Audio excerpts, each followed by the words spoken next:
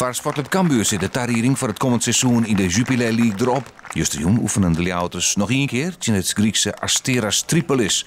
Na een leaguespul en een nederlaag op het trainingskamp in Epe wie de ploeg van Rob Maas Wolweta onder een oewinning. Maar die kwamen net. Tjen Zuid-Europese tjenstanders is het oorsportbal in als tjen DTD en dat die ik wil blikken. Het was een hudde wedstrijd. De Grieken zijn met name in de eerste helft een maat te grut van Cambuur. Maar na Disse 0-3 van Ioannis Nikos gaat de Griekse stwarm lezen en krijgt Cambuur ik wat kansjes. Zoals Disse van Hoefdraad.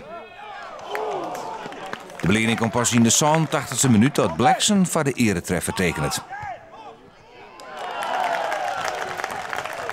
Als je zegt het is een wat onbekende tegenstander, misschien voor de jongens, niet voor mij, omdat ze toch al Europa League spelen, jaar op jaar.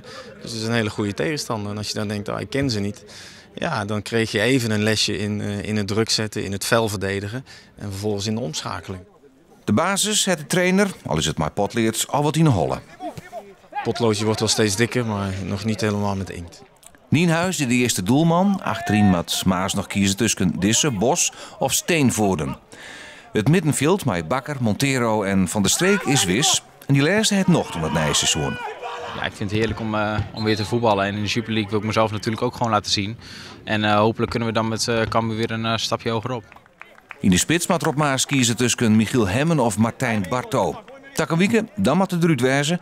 Want dan is VVV Venlo de eerste tjenstander. Nou, volgende week moeten we er staan, absoluut. Als het fluitje gaat, dan staat Cambuur er.